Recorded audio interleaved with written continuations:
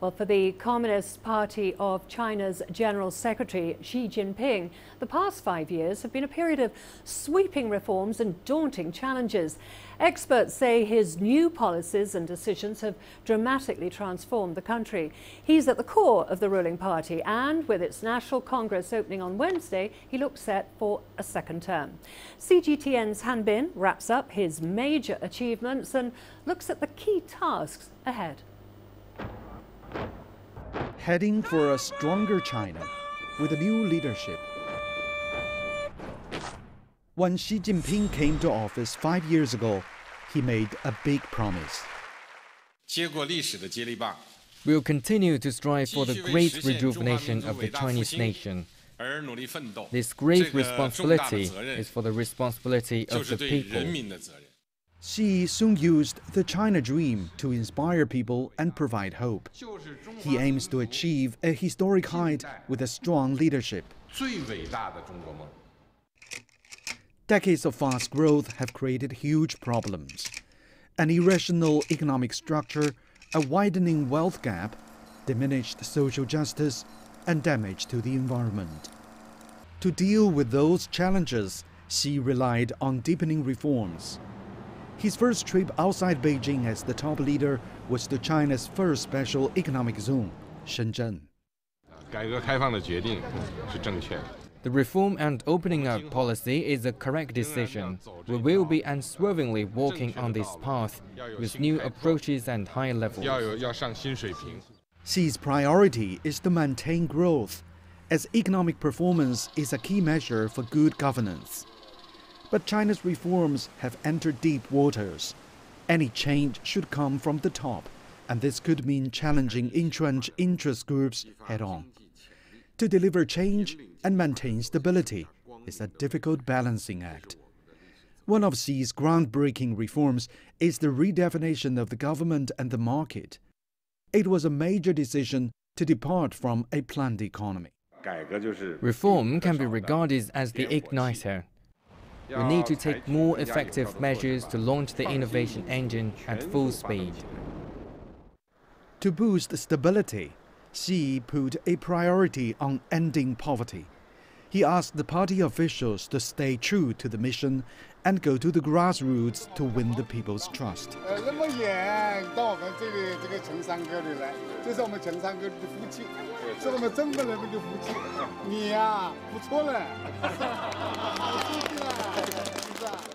Xi Jinping says the party's survival relies on the people's trust. And the biggest threat is within the party itself.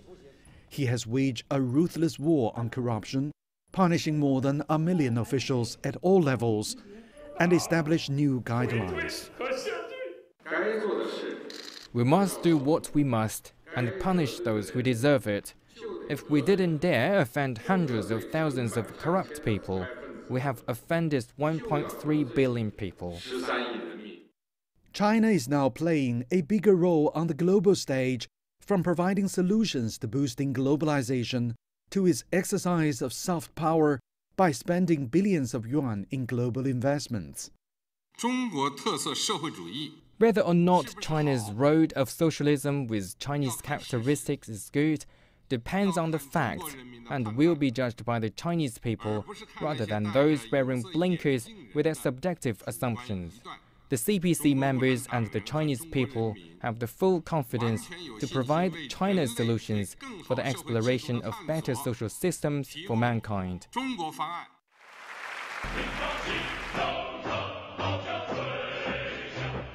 The China Dream now has comprehensive theories and content, and Xi Jinping's thoughts are the basis for China's overall development in the long term. Whatever the critics say, most people have to agree that China has made great progress in many areas under Xi Jinping's leadership. The party says reforms will continue as China is on the way to its first well-off society. As Xi Jinping is set to enter his second term, this Congress could help boost public confidence and people's support, which the General Secretary says is key. Han Bin, CGTN, Beijing. Well, let's get you more perspective on that. With me in the studio is Professor Macharia Munene. He joins me live here.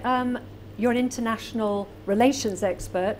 Let's talk about this. This is a key conference. The National Congress, it's held every 5 years. What are we going to expect this time round?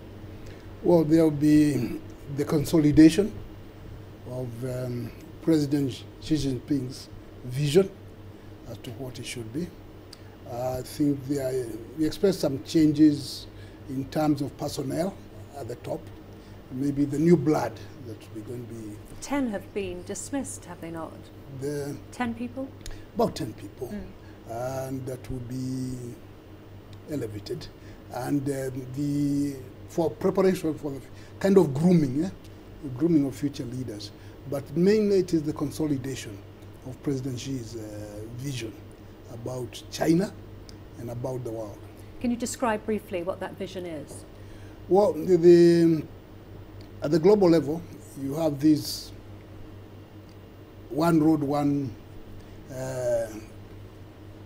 belt initiative, which is supposed to unite more than 65 countries in terms of doing things together economically.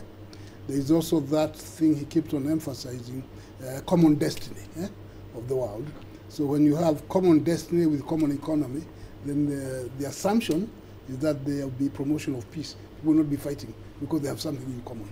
Let's talk about these reforms that are generally regarded as positive reforms in the past 5 years.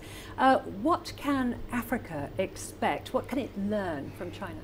Well, it can learn one thing about being focused on what one decides to do. I think one of the things that has come up very clearly is the fight on corruption. That one has been very pronounced all the time. There's been some reform in terms of the military, the defense structure, whereby China becomes, it's already a major global military power, but becomes more sophisticated in terms of perceived defense of the nation and its neighbors.